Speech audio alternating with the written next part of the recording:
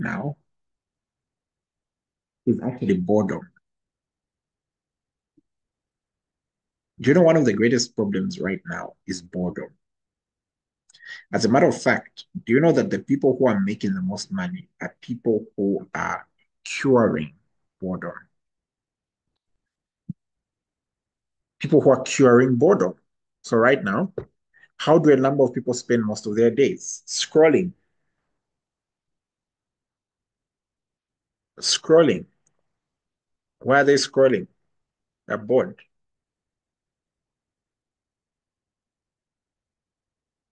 Boredom. If you can cure boredom, you win the world.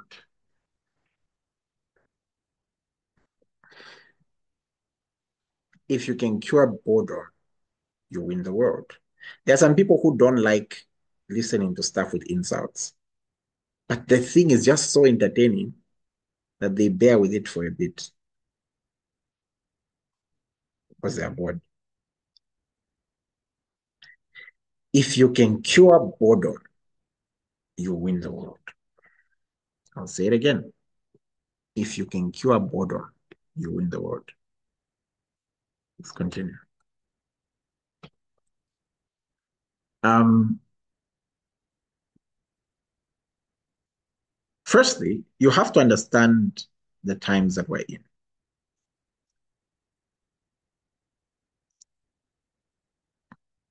In First Chronicles 12, verse 32, the Bible says, of the sons of Issachar who had understanding of the times, to know what Israel ought to do, their chiefs were 200 and their brethren were at their command.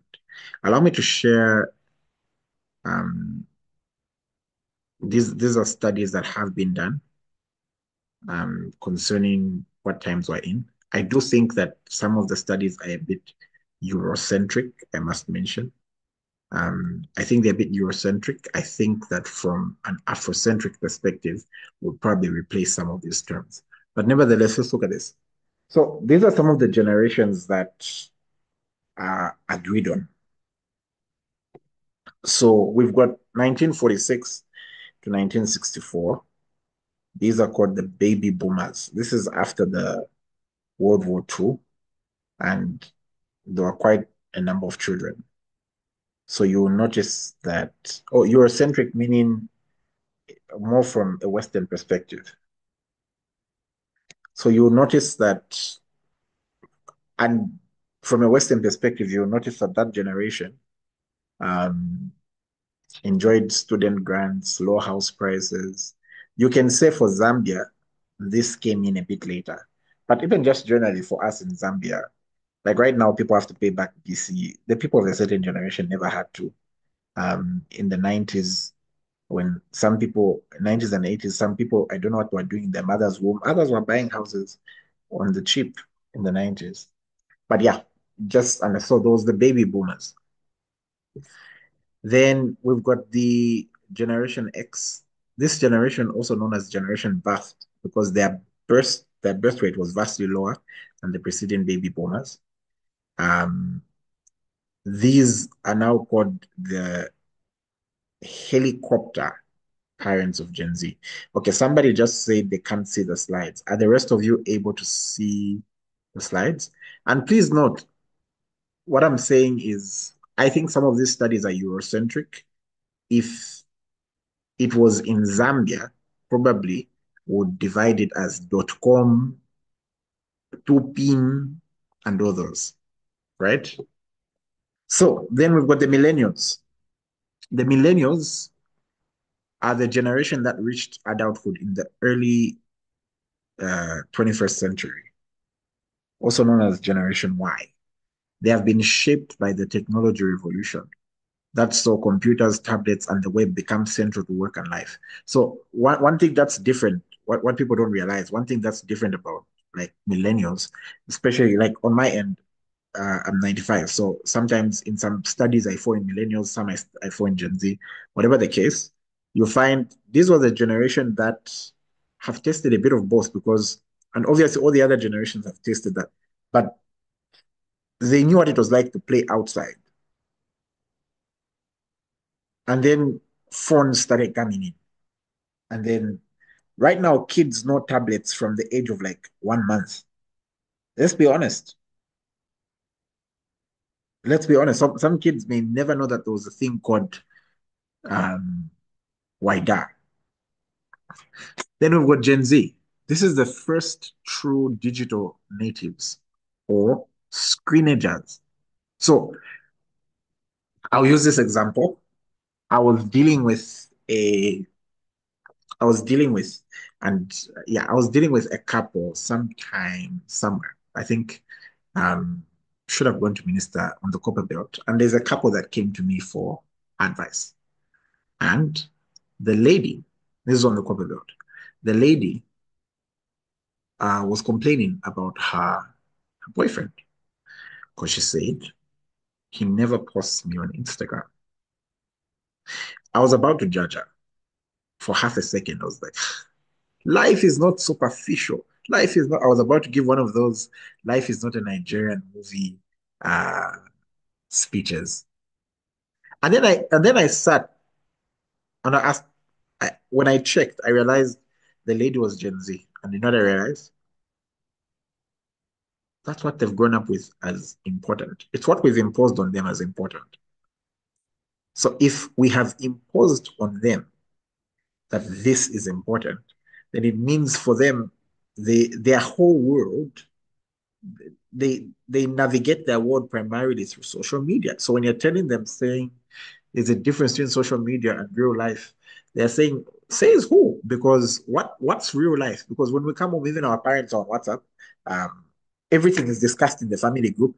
At school, they've also put us in school groups. So to get notes, it's in the school group. The fact of the matter is, no matter how much you try to tell them that there's a difference between social media and real life, which one is the real life? Because right now, almost everything, they don't watch news at 19 hours. As a matter of fact, by the time their parents are watching news at 19 hours, they're already telling them what happened in the nation because they got it 1 second later when someone took a video. And so I realized that for them, Instagram was as important to them as writing a letter was. The same way you used to write "I love you" like a cup of tea. Like that's as important as that was to you. The way people used to throw stones at people's windows, that's how important Instagram is to them. So you can't minister to a generation that you don't understand what has shaped the way they think. You can't. Another study, then 1965 to 1980, work-life balance. That's how they're thinking usually. Text message, loyal, personal computer, right? Got a PC at home, with a desktop. 1981 to 1995, they're thinking a lot of freedom and flexibility, online and mobile. There are a lot of digital entrepreneurs. Some of you have companies. You've never bought land, but you've got companies. Like where does the company stay on the phone? Companies on the phone, right? Mhm. And you're making money per phone. And then usually they navigate most of their days with tablets and smartphones. Then you find 1996 to 2012, what they want is security and stability. FaceTime there, I think for us here, we can replace it with there's a lot of video calling and all that kind of stuff. A lot of multitasking and a lot of computing. Like everything is digital. Let's read a bit more. Baby boomers, typical traits, idealistic, revolutionary. We need one Zambia. We need one nation, you know, collectivist. Like, let's do things as a group. Then Gen X, born between 1965 and 1979, who are now aged probably 40 to 54.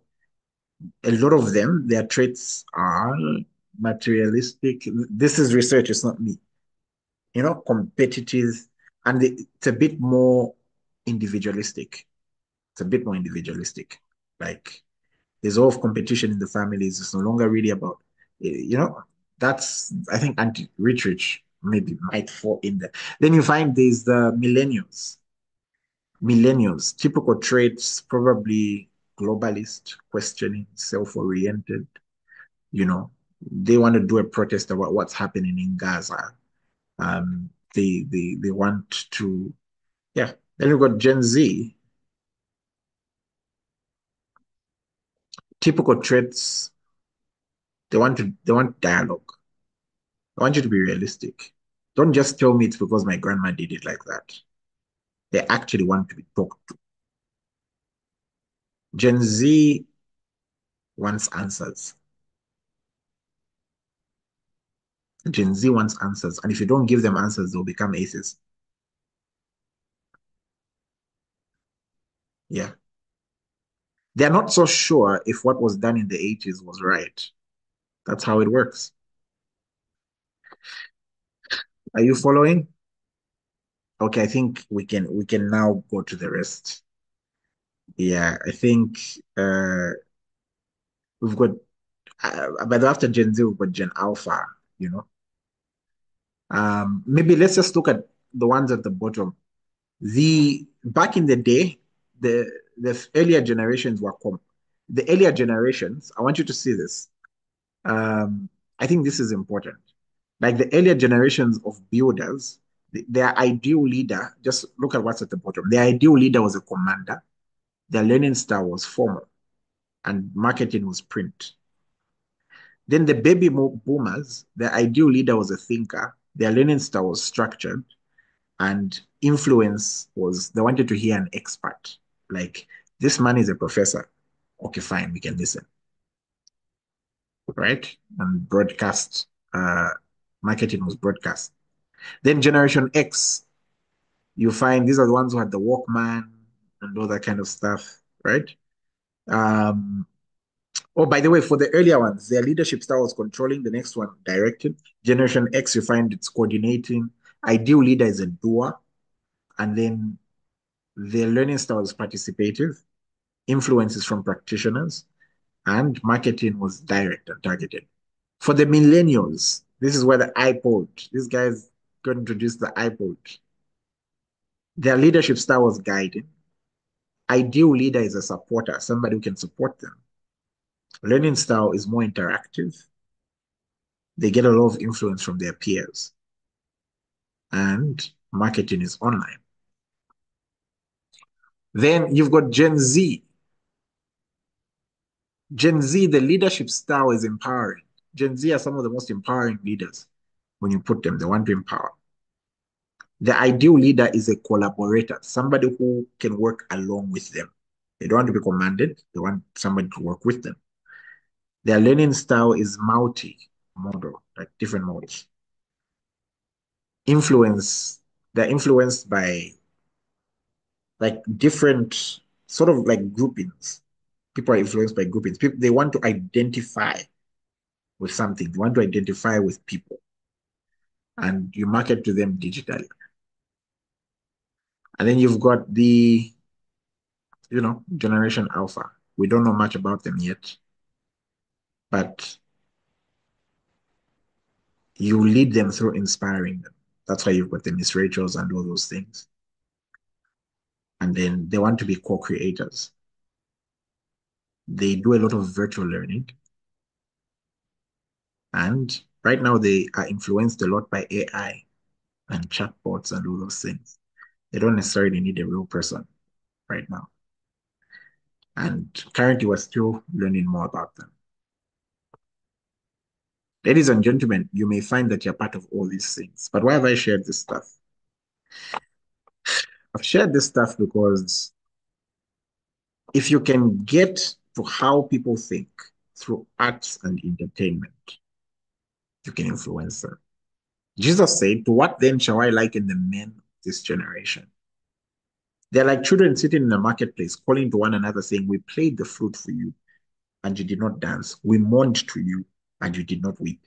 Meaning, entertainment has been designed, and in this case, talk about music, in such a way that it should produce a certain emotion or a feeling in you. That's when it's effective. So, for some, entertainment should make them go out and party. For others, entertainment should make them go out and forgive. It's there for different reasons.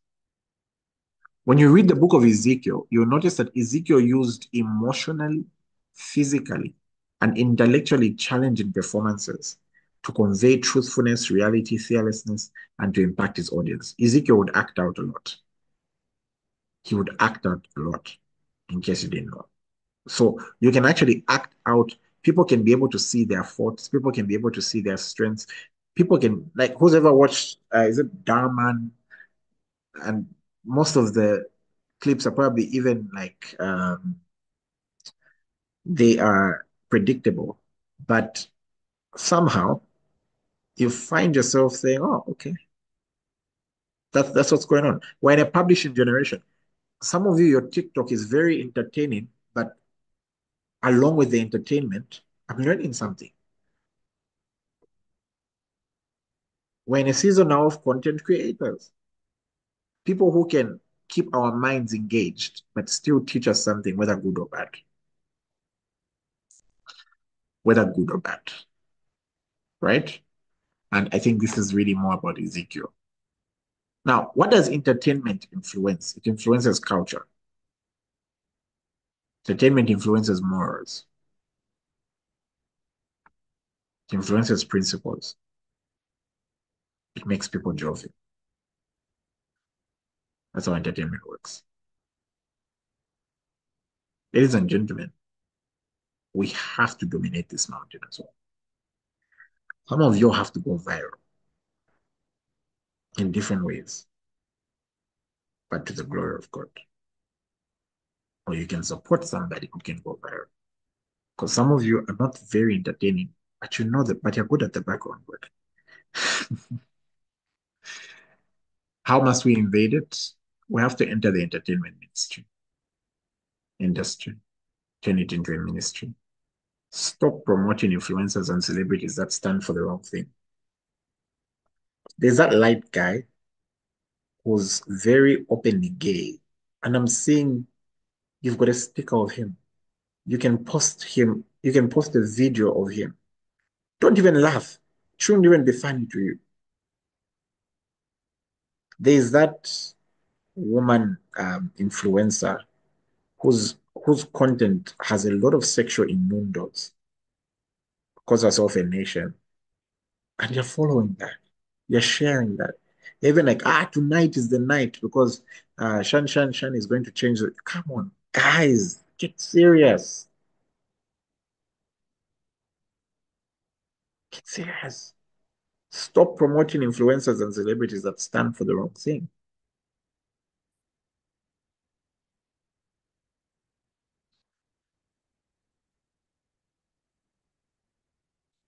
Start promoting the right values and appreciating godly things. Somebody posts some godly content, give them a follow, give them a like, give them a share,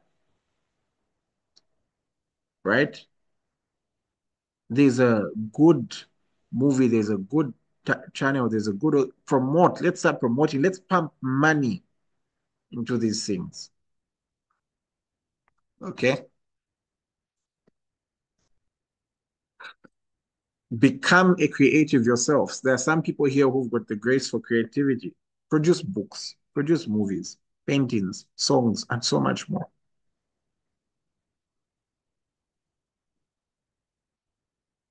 You know what? For what it's worth, there are a lot of people who really, really spoke against the gospel artists when they said writing songs that were maybe not necessarily preaching, but maybe sometimes are right for their wives or ABCD. What do you now dance to at your weddings? Because the fact is, you are not going to be like doing board dance at your wedding. You are here, moving in this place. I worship you, even turn your wife around. At the end of the day, we needed people to also fulfill that thing. Otherwise, as in for me, otherwise, otherwise you find I'm not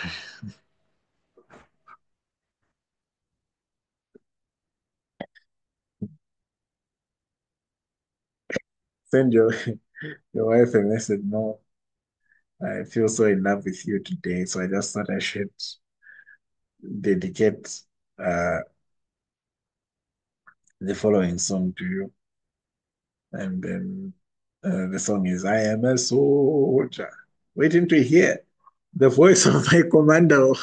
Jesus, if you call my name, I'm sorry, a billion times.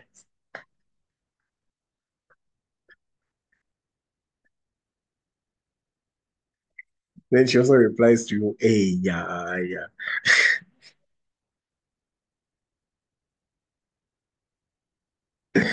Yeah, so you need to do that and write on different topics.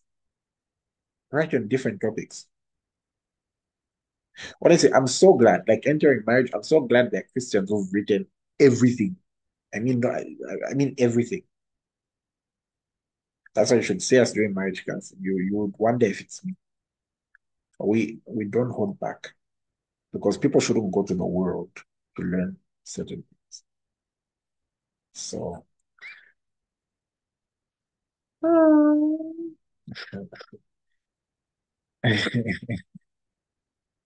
I've just seen someone write that they've got a calling to write love songs.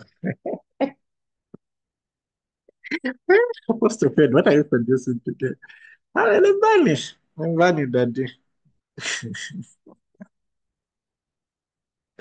Yeah, but yeah, on my end, I think I was actually approached by someone from ZNBC about how The Faithful Man should become a movie. Next week, I'm going in the studio, by the way, to do a song. Um, yeah, I've realized I've been a bit lazy in that regard, so I'm going to the studio next week. I've set the appointment for Wednesday. Yeah.